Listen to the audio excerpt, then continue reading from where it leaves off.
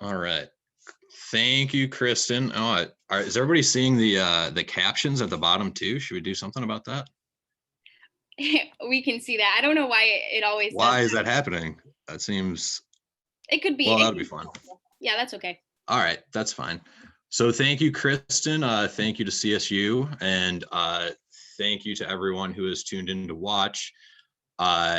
This is especially exciting for me because this is the first time probably in a year that I've put on what's not a hoodie.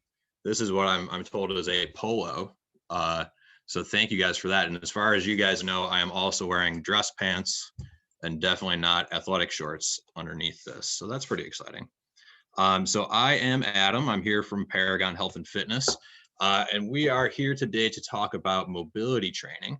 And just to keep Kristen on her toes over there, I thought it would be fun if everyone could maybe just add in to the comments what activities you do. Like, what are the things that you want to get better at or feel less pain with? So if you play sports, what sports do you play?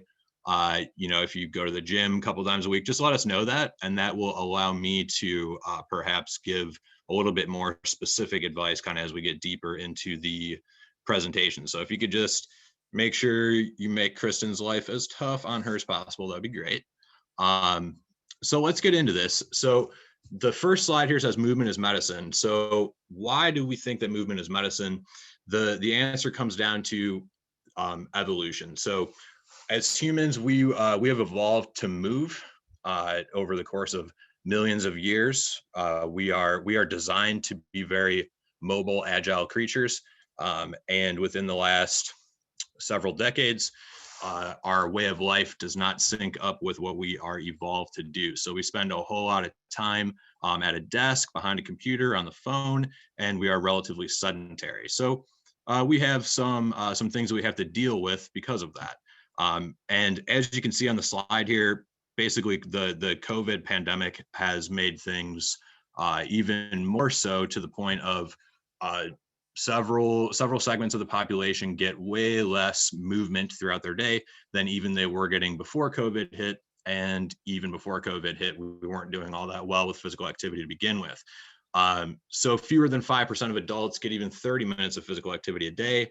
And that is really, really bad. So the way to combat this, people have kind of taken to going to the gym, a few times a week, whatever physical activities they're doing. But one thing that we always want to keep in mind is that going to the gym 2 hours a week doesn't necessarily make up for the 10 hours a day or so that we spend behind a computer or at a desk that we spend sedentary. So it's important to move as much as we can throughout the day.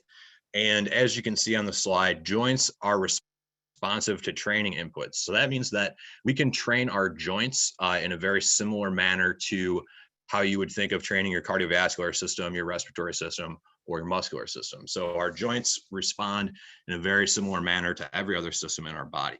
And it is true that if you don't move it, you do lose it, meaning that if we spend all of our time in a sedentary position, the things that we don't experience on a daily basis, our body has no reason to hold on to. And because of that, we lose it. So we at Paragon talk about mobility a ton. So if you follow us on social media, or if you are a client, or if you've been to the gym, we refer to mobility training all the time. And it's important to kind of know what that means first and foremost. So there is a difference between mobility and flexibility. If anybody wants to throw into the comments some of your daily tasks, sports that you play, we could probably make the mobility talk a little bit more specific to the things that you're looking to improve. But in very general terms, we refer to mobility as the range of motion that you control. We refer to flexibility as the total range of motion available to a joint. So if I raise my arm up over my head, that is active range of motion. That's how much range of motion that my shoulder can control, versus if I have some external force that pulls my arm up over my head, that would represent flexibility, which is just the total amount of space available to the joint. Both of those measures are important, but when we say mobility versus flexibility, you can kind of think of the difference being active versus passive range of motion. So that's a kind of a very general definition that we use. Why do we care about it? First and foremost, injury risk. So, and I'll get into each of these points a little bit deeper here in a minute. But we do look to mitigate injury by increasing our joint range of motion, particularly the active range that joint has available.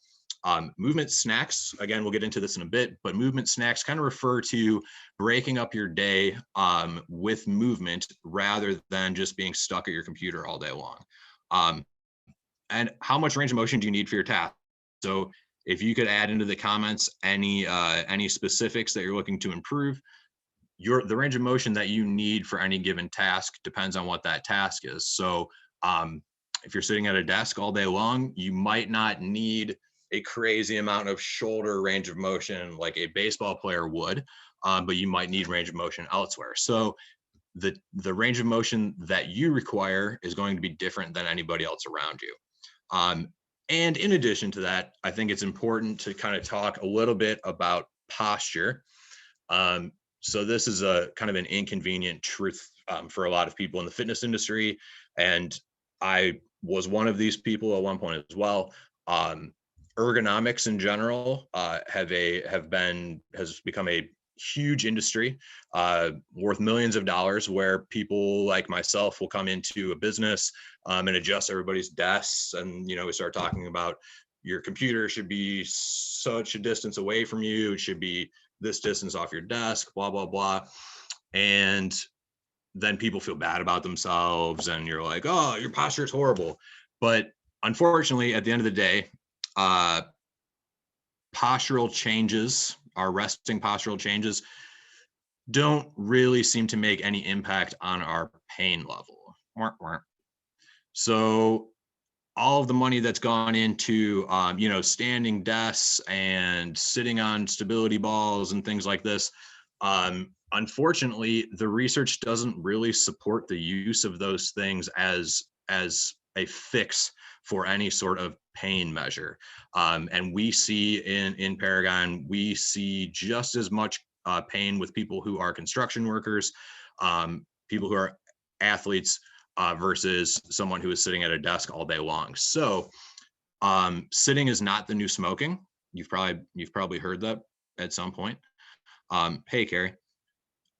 But unfortunately, just changing your resting posture, it's not supported well by the research, and B, it's probably not going to be all that successful anyways. So if you have, if you've experienced like changing your desk setup and things like this in order to improve your posture, eventually you kind of just find your way back to what's a normal resting posture for you anyways.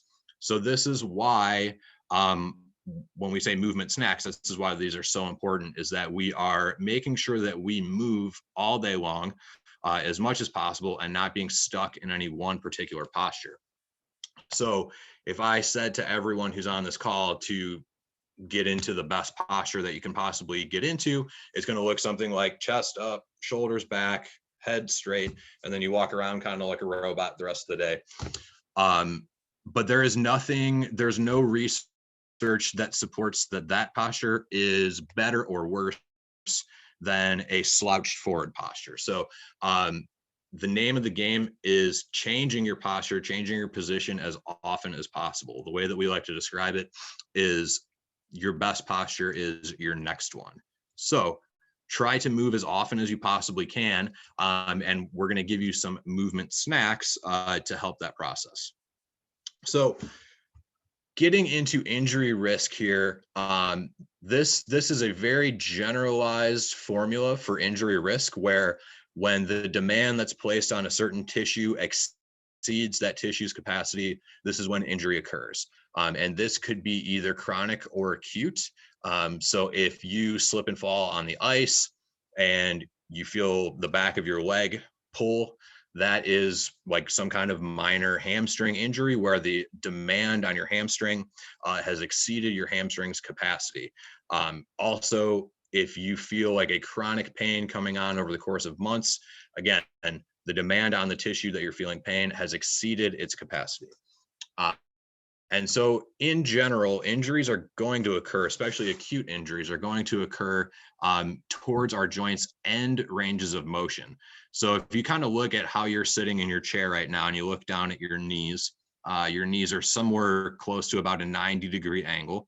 And that is what we would consider the mid range of motion of your knee joint. So if you straighten your knee all the way out, or if you bend your knee as far as you can, pulling your heel towards your butt, those 2 points represent the end ranges of motion of your knee joint. So research is pretty strong to show that the vast majority of injuries to soft tissue occur at our end ranges of motion. So you're unlikely, it's not impossible, but you're unlikely to get injured at that 90-degree bend at your knee. You're much more likely to become injured either when your knee is close to completely straight or close to completely bent. And in addition to the joint angle itself, the amount of force and the amount of tension that is on the joint and on the tissues around the joint, that amount of force dictates the potential for injury. So because of this, successful mitigation of injuries is going to require that we prepare the tissue for the demands that it'll be under. So this is why I asked for some people's specific sports or their daily activities. Is your shoulder is going to have different requirements than my shoulder, different requirements than Kristen's shoulder, different requirements than Trudy's shoulder. So we need to not only prepare the joint for its entire range of motion, but we also need to prepare the joint and the tissue around it for forces that will be applied to it during everyday tasks. And that could include things at the gym, it could include sport, or it could include unforeseen activities such as slipping on the ice. And by the way, when I present, I generally like a lot of like interaction with those that I'm presenting to, which I guess that just means that I'm like maladapted for the Zoom world. So if anybody has questions as we're going, please send them over, and I'm happy to address anything you got. So what are CARs? CARs are controlled articular rotations, and we consider them to be the ultimate movement snack. So when we talk about movement snacks, think about, rather than trying to get all of your physical activity just boiled down to, your 60-minute session twice a week at the gym, a movement snack breaks up your day. So the same way that snacking on food would help to create a better metabolic rate, when we think about breaking up our day, we're able to take ourselves out of our resting posture and move into different positions. So controlled articular rotations, we are taking each joint in the body through its entirety of range of motion that it has access to, again, actively. So we are trying to address your full active range, and we're trying to get each joint in the body to move independently of everything around it. So when we go through, we're going to go through a few of these CARs here in a little bit. And when we do so, if I ask you to move your shoulder, I want to see you be able to move your shoulder and not have to use your spine or your neck or your shoulder blade to do so. So each major joint in the body should be able to move independent of everything around it. Why do we do this? So first and foremost, we are increasing nutrient and blood flow to the tissue that we kind of neglect. So if you are in a slouched forward position at your desk all day long, you're not spending too much time with your shoulder up overhead like so. So again, your body kind of forgets that this is even available to it, and you decrease the amount of blood flow, oxygen supply, nutrient supply to the tissues that involve you raising your arm up over your head. We're also creating a better body awareness, and we're putting you into different positions to give you more activity in ranges of motion that you don't generally get into. So if you don't have much experience with your arm up over your head, but then all of a sudden something requires that you get up over your head, your body is ill prepared for that position. And that's when injuries can occur because we haven't prepared the tissue for the demand. In addition to just general tissue preparation, we can also definitely address some just kind of general aches and pains that are associated with being in any particular position for a long period of time. And there's no real hard, fast rule here, but in general, we kind of say like about every 15 to 20 minutes, if you're not moving at least a little bit, that's when things can start to not feel so hot. So if you at least, set a timer or something on your phone to get up and move every 15 to 20 minutes, half hour, you're going to feel a lot better throughout your day. So that is also a definite benefit. So today we're going to talk about 3 particular areas of the body. I guess, do we have any questions yet, Kristen? We have quite a few. Oh, okay. Why don't we address some of those? Okay, so I'll get rolling with those. So we have a lot of different activities, and we can cover those at the end. We have different types of athletes who enjoy dancing, swimming, lifting, running, and all of that jazz. But if somebody's recovering after a knee surgery, what do you recommend for that? So obviously, this all starts with like you have to get cleared by your doctor for movement. But once you've hit that point, and obviously it's going to completely depend on the surgery itself, but surgical practice now is moving towards like the quicker you can get moving, the better. And there's going to be different parameters, so there's going to be loading parameters that say, you should only be 50% weight bearing for the first certain amount of time, whatever the case may be. But the vast majority of where things are going is move more as early as possible and stay sedentary as little as possible. Perfect. Another question is, and I know we'll go dive deeper into cars specifically, that may help some of these questions that are being asked. But somebody mentioned that they have an issue with stretching because they have a lot of stiffness. Yeah. So and this is really common. We hear this all the time, where people feel the sensation of stiffness, and so the tendency when you feel quote unquote stiff is to just stretch, like you just hang into a particular position and just try to stretch that tissue out. What you're going to see with cars here in a little bit is that just stretching is not necessarily going to alleviate any feeling of tightness. And in fact, like the people who stretch the most often are often those who feel the tightest. So people who hold like real long passive stretches, or maybe they stretch before, during their warm up before they work out. Yoga instructors even generally feel tight too. So the sensation of tightness oftentimes comes as a result of either weakness or instability at surrounding tissues. And so what we need to do is convince the body, the brain, the central nervous system that the position that you're trying to get in is actually safe and okay.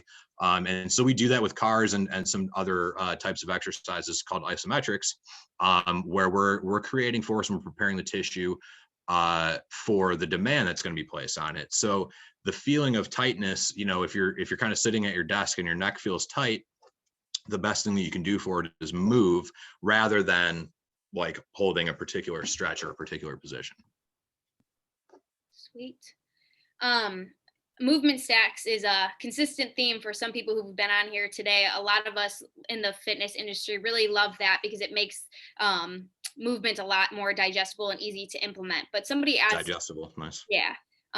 Somebody mentioned that they love the concept of the movement snacks, but even with an injury, can these still work? This person specifically is dealing with neck and shoulder issues. And if you feel comfortable, Janita, you can send myself or Adam a direct message that mentions the specific neck and shoulder issues, because Adam can help you answer that a little more in depth if those are listed. Yeah. So, the more specific that you can get, the better for sure. In order to give you some specific feedback, but I would say in general, you can absolutely incorporate movement snacks into your day, even having an injury. So and this is a pretty common misconception that if you have an injury, that the only thing you should do is like ice it and rest it. That's something that I think is important to address, in that there are shockingly few conditions that require just rest. Things like fractures and tumors and things like this that certainly like movement snacks aren't going to be the best idea for, but the vast majority of soft tissue injuries, movement is certainly has the potential to help, and is highly unlikely to hurt anything, as long as you're doing things properly and following proper protocols. So this is why an assessment is such a good idea, is we can give you a very specific reason and rationale behind when to do what exercises. But in very, very general terms, movement is going to be your friend. Thank you. We have a decent amount of other questions, but I think some of them will be answered with the rest of the content that you have with CARS and mobility and joint training. And so I will pass it back to you. And then when we get some more questions, I'll let you know. Okay, that sounds good. So I'm going to go through, we're going to go through the spine. We're going to go through some shoulder stuff. So I'm going to kind of talk a little bit about some anatomy and things like that. So if you guys want to take a quick nap, that'll be fine. But then towards the end, that's when we'll get into the actual exercise demonstrations. And my goal with these exercises is that you guys have some things that you could do right at your desk, even if you are unable to, get up and walk around. But so we'll just start with the spine. So the spine is made up of all these vertebrae that go all the way from the base of your neck all the way down to your tailbone. And each vertebral segment is capable of moving independently of the one above and below it. And when we are sedentary, when we don't move too much, essentially what happens is your body loses the ability to move certain segments of your spine, and it abuses the other segments of your spine. So real common site of lower back pain or back pain in general is right in the middle of your back. If you're looking at the skeleton there on the left, if you see kind of where it creates that C-shaped curve, that is called your TL junction. And right in the middle of the back, there is a pretty common site of pain. However, the site of pain is not always the cause of pain. So when we are seated and we kind of slouch forward, or if we are in the gym and we're trying to stand upright, we tend to utilize that TL junction, the middle of your spine there, a lot. And that is a result of us not controlling and not having much experience using the segments above and below that area. And then if you kind of continue your way down, and we're looking at where that C reverses, that's your lumbar spine, kind of right above the tailbone there. This is another very common site of back pain. And again, the site of pain is not always the cause of pain. So if you experience that lower back pain during activities such as squatting or deadlifting in the gym, lifting something up at home, you're gonna, your first tendency is to want to stretch out that tissue in your lower back.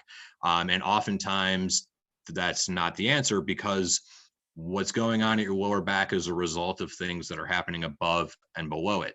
So if you have really good usage of, like, let's just say the bottom three vertebrae of your spine, you really use those things a lot, but you don't use the areas right above it at all, your body will overuse the things that you have control over, and it will ignore the rest. And so the things that you have really good control over, the things that you move, those areas get overused, and that's when they start to feel tight and painful. However, if we can kind of re-educate the body to utilize the areas of the spine above and below the site of pain, often the site of pain will feel better, because now instead of putting all of your force into a few segments, you're able to distribute that force along the entire length of your spine. Hopefully that makes sense. It's kind of a very, general watered down version of how your spine moves. But if we think of, think of like a typical quote unquote like core routine that you might find in the gym. And if you've never experienced moving your spine one segment at a time, you're going to, as you're doing your sit-ups and your crunches, you're going to abuse the heck out of a particular area of your spine, and you're going to ignore the stuff above and below it. So not that long ago, there was a lot of research that was done that said doing crunches and sit-ups is really bad for your back. If you don't want to have your back explode, then you shouldn't do sit-ups or crunches. What that research left out is the fact that sit-ups and crunches are just fine if you move your spine and you know how to distribute force. So people that don't know how to distribute force and use the entire length of their spine, just about anything could hurt their back. But sit-ups and crunches abuse one area of the spine and ignore everything else. So we would use what we call spinal segmentation, the ability to move each segment of your spine independently of what's above and below it. We would use that as a prerequisite for what is commonly referred to as core training. So things like planks, bird dogs, sit-ups, crunches, things like this. We would want to make sure that someone knows how to segment their spine before we ask them to do a bunch of sets and reps of it. So this is another reason why an assessment makes a lot of sense. The other really big piece of anatomy that is attached to the spine is your diaphragm. So breathing is of utmost importance to humans in general, if you want to be alive. But particularly if you want to be a good mover, you also need to be a good breather. So we have, and I'm sure this is probably covered at some point, earlier today, but we have a diaphragm that sits underneath your ribs. It sits like this. As it contracts, it pulls down towards your abdomen. As it relaxes, it pulls back up under your rib cage. You also have what we would refer to as a pelvic diaphragm, your pelvic floor muscles, which works in reciprocation with the thoracic diaphragm. So as your thoracic diaphragm contracts, as does your pelvic diaphragm. So both of these structures are very important when we consider breathing well. We want to make sure that we're being mindful of the position of the rib cage as well as the position of the pelvis. So why don't we do a quick little breathing drill right now? If everyone just wants to kind of sit up nice and tall, and let's put the arms out on the desk. If you're at a desk, you could do this standing too. So if you're standing, maybe your back up against the wall would be a good idea.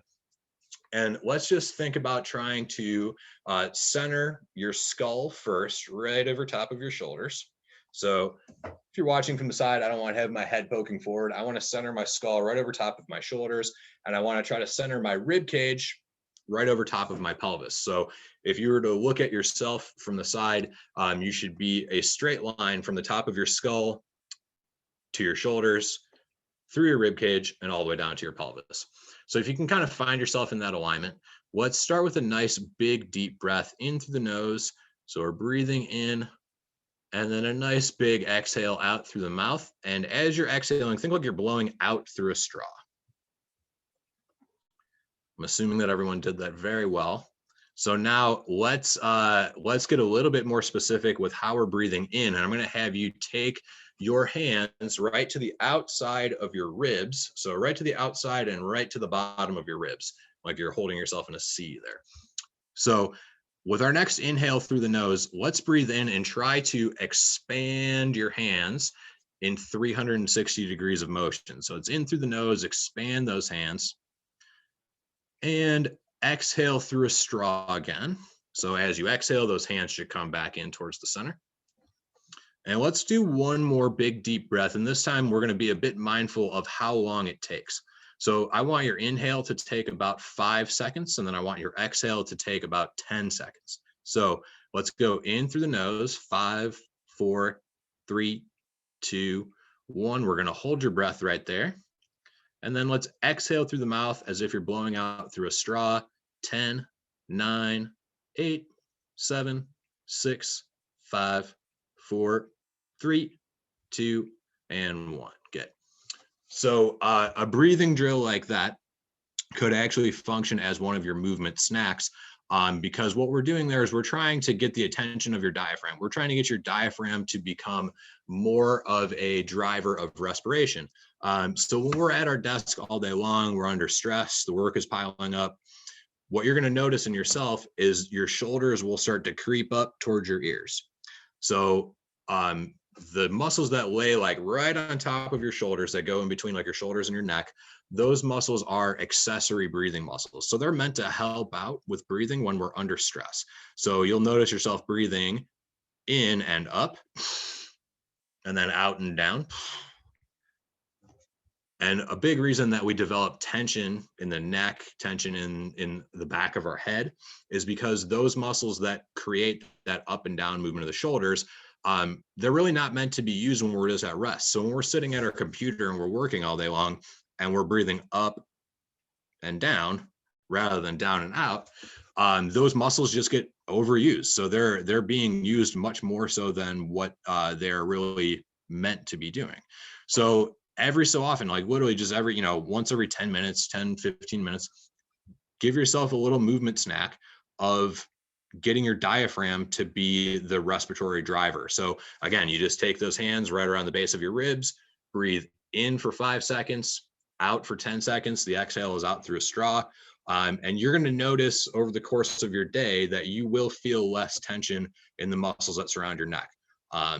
Do we have any people that are working at a desk all day long who develop neck pain over time? I'm guessing probably. So looking at the neck is just an extension of your spine. And so the first movement snack that we're going to talk about is going to be breathing. But there is a whole other layer to moving your neck as well, which we'll get into neck cars here in a bit. Can I ask you a quick question? Yeah, sure. So before we go on to shoulder and cars and all of that, being familiar with the Paragon team and knowing the why behind, you mentioned earlier that sit-ups, the Paragon team wouldn't put somebody into crunches or all of those things until they can segment their spine. And a lot of us do core exercises for the aesthetics. We want that six pack, we want to be toned, but that's not actually the goal of core training. And before we move on, could you explain why that shouldn't be our mindset when doing core training and what the importance of that mindset is? Yeah, so that's a whole rabbit hole that we can go down. So I mean, first and foremost, like in terms of aesthetic goals, there's nothing wrong with wanting to trim down your midsection, whatever the case may be. But the concept of spot reduction is likely a myth in 99% of cases. So doing a bazillion sit-ups in order to lose belly fat is not going to work anyways. We tend to lose body fat globally, and that is basically determined by genetics. So you're kind of genetically predetermined to lose fat in certain places first, and other places just take longer, regardless of what exercises you're doing. So you can lose body fat, you can lose belly fat by doing things that have nothing to do with training your core. However, that being said, it's still important to train your core. Your core still has, a lot of function. And so the way that we want to look at it is what's best for your health first and foremost, because if we're not taking into consideration like long-term health, the fitness that you're trying to put on top of it is always going to be compromised. So, you can do 9 billion sit-ups a day for the next 2 months and maybe you feel totally fine. Maybe your back doesn't hurt. But if you continue to do that over the course of, months, a year, 2 years, at some point it's going to catch up to you if you don't address the underlying health issues. So again, nothing wrong with having aesthetic goals, but it's important to keep in mind that aesthetic goals only come long-term if they're piled on top of a healthy foundation. Does that kind of answer that question? Yeah, and along with that, with the breathing that we've done and controlling the spine and controlling our joints allows individuals to contract their core and utilize their core when it's not specifically a Russian twist to get those like obliques. So I think that Correct. answered it really well and brings more awareness to choosing exercises that are functional and good for your body rather than just trying to like achieve a specific like six, it all Yeah. falls into place once you work on it. So thank you for clarifying that. I just wanted to make sure we addressed that. No, for sure. And I think, so what we just talked about, the position of your rib cage and your pelvis and using your diaphragm properly, breathing properly, when you kind of get those things down and you practice them enough, like really every exercise that you do in the gym is a core exercise. And so, like I just had a client yesterday who we were doing something that looks absolutely nothing like a core exercise. She was like laying on her back doing a pull down with a cable. And I asked her what she felt, and she said she felt her abs. Like literally everything that she does or any client does, it could be considered a core exercise because the abdomen is keeping the skeleton in the place that we want it to be. So anything that you do in the gym, you should have some level of activity in your abdomen. Again, that doesn't mean that you're doing sit-ups and crunches a bunch. It just means that you're putting your skeleton into the position that is most desirable. And to do that, you have to be using your abs and your obliques. So I think that, chasing like a six pack or whatever, by doing sit-ups and crunches is probably going about it in a very inefficient manner anyways. It's going to be based on nutrition and so many other things. Thank you. Does that make sense? Do you have any other questions that came through like about spine at all? Not specifically on spine, more just actually lower back pain was a specific note that somebody mentioned, but there's a lot of questions on stretching. Okay. Lower back pain and stretching? Not specifically lower back, just lower back pain was a comment. And then okay. Yeah, so we're, when we talk about lower back pain, I mean, there are literally so many different causes, too many to even list. And some of them we can't even necessarily narrow down the cause. There are a lot of kind of unexplained direct causes of lower back pain. But when we're thinking about just like the physical being that's in front of us, if we can teach the spine to move better, if we can teach you to move the things that are above and below that area of pain, but that also includes your hips, it includes your shoulders, it's everything. The better that you can distribute force widely rather than like very narrowly to a particular tissue, the better that painful tissue is going to feel because it doesn't have to carry as much load. If there's like a more specific example or something, I could probably give a more specific response. But we'll save that for the end so we can get into cars and all of that jazz. Already.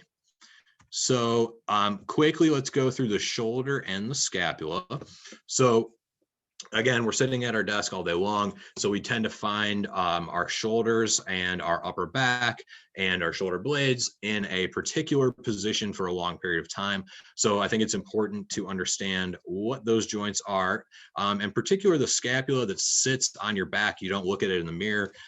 It tends to be a bit of a foreign object to us when we think of the fact that your scapula is actually meant to move.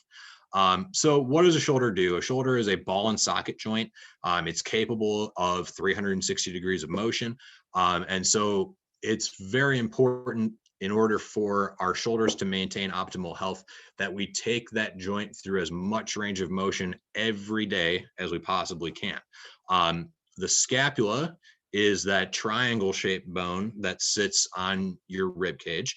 And the scapula, believe it or not, is meant to also move independently of your shoulder joint and independently of your spine. So if you're just sitting at your desk right now and you shrug your shoulders up towards your ears, that is your scapula upwardly rotating and elevating up towards your ears. If you pull those scapula back towards your spine, that is scapular retraction. If you pull them down towards your back pockets, that is scapular depression. And if you roll them forward towards the desk ahead of you, that is scapular protraction. So If you're watching yourself on the screen, or if you're in the mirror, you will probably notice some things that you're doing with other areas of your body that don't include your scapula. And we would just consider this a compensation pattern, where if you have to poke your head forward in order to shrug your shoulders up, now again, you are overutilizing the tissue of your neck, possibly some other stuff that's associated with your shoulder, and you are underutilizing your scapula. So the idea of one joint being able to work independently of the things around it, again, this is joint independence, and this is where CARs will come in. So let's talk about, we'll do 3 different types of CARs, and these will form your movement snacks along with the breathing drill that we already did. And we're going to start out with a neck CAR first. So again, CARs are controlled articular rotations. Control is very important, where we're going to be going through as big and slow of a range of motion as we possibly can. Articular means joint, and rotation means that we are taking that joint through 360 degrees of motion. So let's start out with the neck. I'm going to have everybody punch their fists down towards the floor. So you're kind of sitting at the edge of your chair. You're going to reach down towards the floor. If you have something to grab onto under there, that's even better. If not, no problem. So we're going to take those fists down to your sides, and you're going to start by tucking your chin down towards your chest. Keeping that chin down, you're going to scrape your chin along your collarbone over to the right. So we're scraping along the collarbone, and we're going to slowly start to pull your right ear towards your right back pocket. Slowly bringing your gaze up towards the ceiling as we continue that rotation around, pulling your left ear towards your left back pocket, your chin to your left shoulder, and then scrape that chin along your left collarbone as you come back towards the center. So that was 1, and we'll go the opposite direction now. So let's go again, chin down to the chest, scrape your chin along that left collarbone, start to slowly pull that ear towards the back pocket, bring your gaze up towards the ceiling, opposite ear to opposite back pocket, chin to the shoulder, and then scrape that chin along your collarbone back to the center. Let's have everyone do 1 more rep of those. I'll talk you through it, but this time, what I want you to do is take note of a few things. If you get to a certain point in that range of motion that you feel like extra tight, extra tension. So as my chin goes to my left, I feel more tension over on my right side. When you get to those points in the range of motion, go even slower. Slow yourself down to the point where you actually stop and get one of those big, deep breaths to the bottom of your rib cage like we practiced earlier. So as I go over here to my left, I feel a big stretch over on my right. I'm going to stop, breathe in through the nose, nice and slow out through a straw, and then continue my rotation. So this is going to be a little bit different for everyone where those points are, but let's go ahead and go through 1 more each direction. So let's go chin down to the chest and scrape your chin along your collarbone over to the right. You're going to slowly start to pull that right ear towards your right back pocket, bringing your gaze up towards the ceiling, left ear towards your left back pocket, chin towards that left shoulder, and scrape that chin along your collarbone as you come back to the center. And we will switch directions 1 more time. So chin down to the chest, scrape your chin along that left collarbone, pull that left ear towards your left back pocket, pull those eyes up towards the ceiling, right ear towards your right back pocket, chin down to your right shoulder, and scrape that chin along that right collarbone as you come back to the center. So hopefully everybody kind of felt some areas there that were maybe a little bit tighter, had a little bit more tension in them than others. Those areas are where we want to spend a lot of our time in order to give our body a little bit of experience in ranges of motion that we don't generally get into. So again, if we're always at our desk, our eyes are looking at a screen, we don't spend a whole lot of time with our chin down and rotated right or up and rotated left, etc. So we want to make sure that we are going really slow and controlled through the ranges of motion that you're not often in. All Hey, right. Adam. Yes. So crunching can happen during that movement and is normal. Can you demonstrate? So if somebody were to have pain, if they took it to their largest range and started to have pain, can you demonstrate what it would look like to dial it back and give Yep. your largest pain-free motion? Yeah, for sure. So crunching and some popping and stuff like that is totally normal. But if you get pain, all we need to do is just cut that circle down a bit. So if this is your, the size of your normal rotation, we just want to crunch it down a little bit. So let's just say I go chin over towards my left, I pull my ear towards my back pocket, and I start to feel a pinch over the side. All I would do there is just back out of the range of motion a little bit and then continue on with my rotation. So I'm just dialing back the range of motion just a little so that I'm right on the edge of that pain-free range of motion.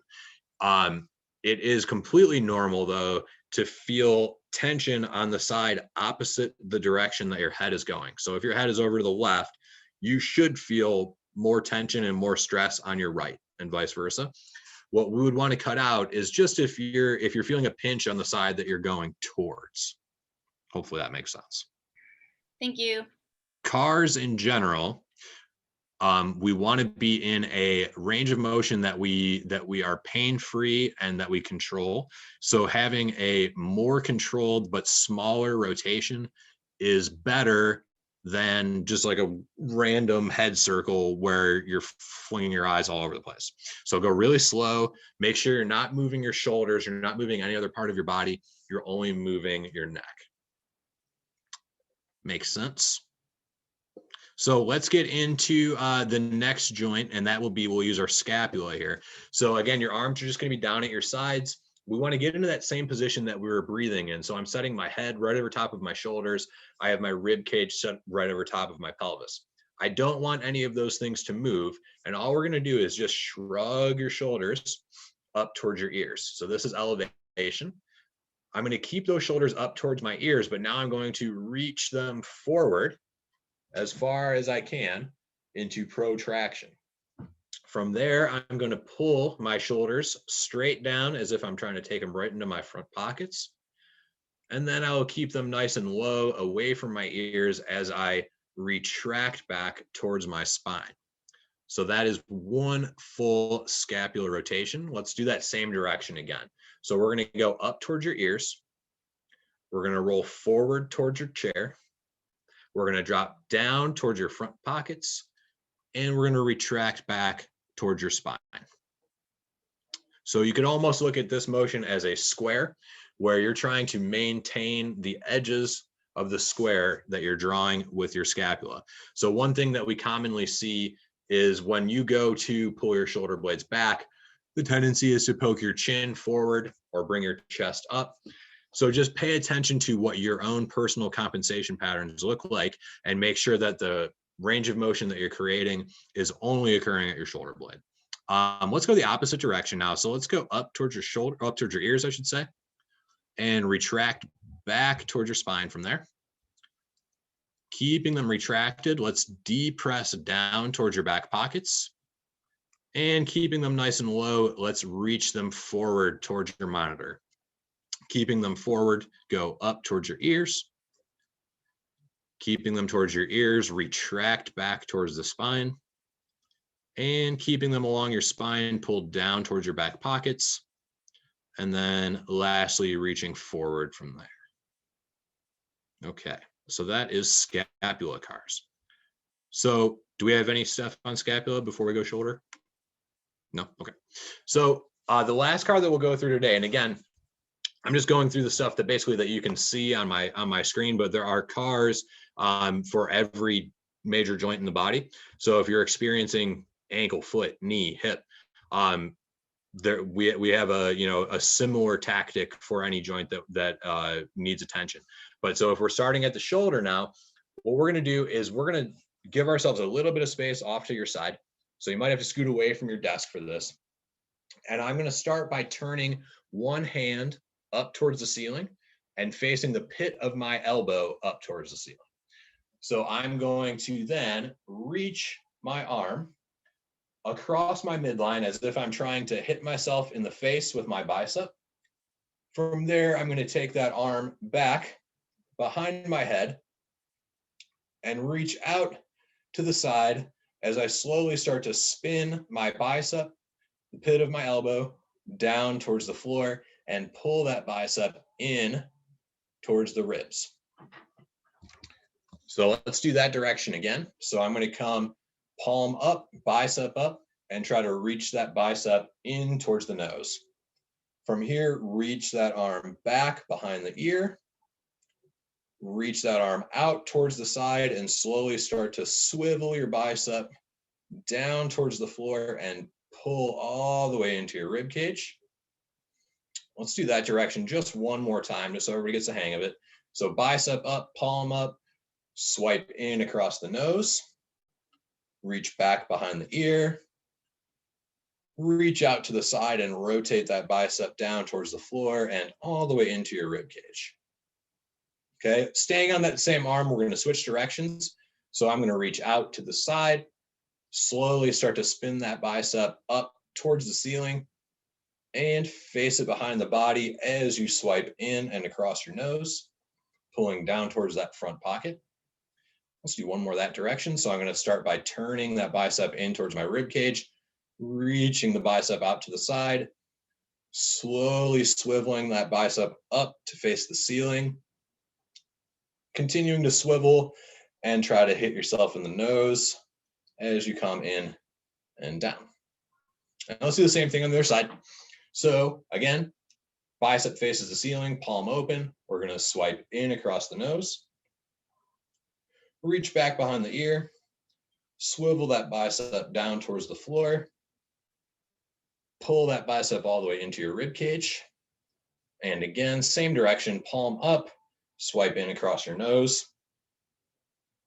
reach back behind the ear, rotate the bicep down towards the floor as you pull all the way into that rib cage.